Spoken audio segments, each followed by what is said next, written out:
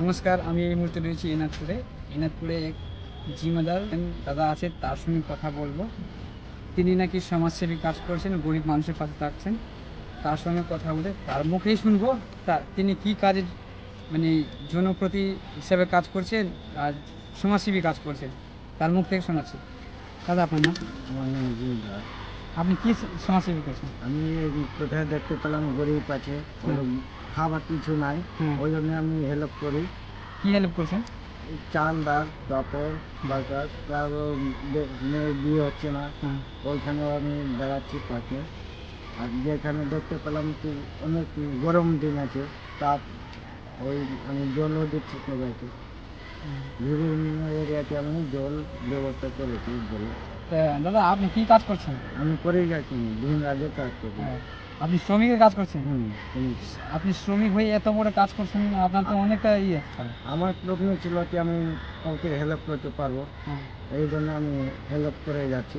আগামী দিনেও ভালো মতন আমি চালিয়ে যাবো, এটা কাজটা চালিয়ে যাবেন, কাজটা চালিয়ে যাবো। মানে যারা নিরীহ গরিব মানুষ তাদের পাশে থাকবেন। ওইটা আমি দাঁড়াবো, আগামী দিনেও চলবো। শুনতে পেলে দাদার মুখ থেকে আরও কিছু শুনবো। আর আপনাদের গ্রামের লোককে মানে সমাজসেবা দিয়েছেন? গ্রামে দিয়েছি, গ্রামে ওই গুড়েও, মিল্কি ভবানীপুরেও, আপনার ভূতনিচন্ডীপুরেও গিয়েছিলাম আমি। ওইখানেও দেখলাম সবাইকে হেল্প করেছি আমি। ভূতনিতে দাদা বন্যা হয়েছে, ওখানে কি আপনি যাবেন? ওইখানে দেখছি অবশ্যই যাবো, ওইখানেও যাবো। এদিকে গোপালপুর কমলপুর ওইখানেও যাবো। যাবেন? দাদার বিবেকটা কত সুন্দর, যে আমাদের মানিকচক বিধানসভার এনায়তপুরের দাদারা রয়েছে, সেই দাদা কত সুন্দর কাজ করছে, সমাজসেবী কাজ।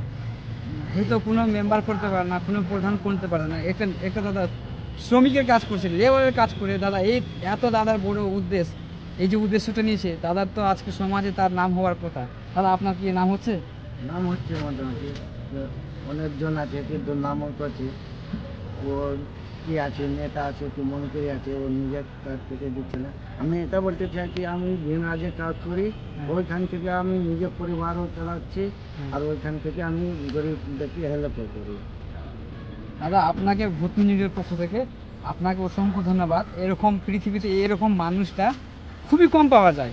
এটা মানে কি, গরিবের জন্য ভগবান আর গরিবের জন্য আল্লাহর রূপ তিনি।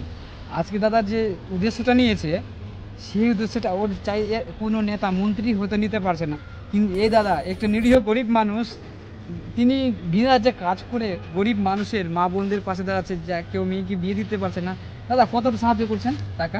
মোটামুটি 10,000 5,000। দাদার মুখ থেকে শুনলাম 10,000 5,000 সাহায্য করছে। দাদা, আপনাকে ভূতনিধির পক্ষ থেকে অসংখ্য ধন্যবাদ। আমি আপনার পাশে আছি, যখনই আপনি ডাকবেন আমরা তখনই আপনার কাছে পৌঁছাবো। এই মুহূর্তে রয়েছি আমি নেতৃত্ব থেকে। এই মুহূর্তে দাদা আর কিছু বলবেন?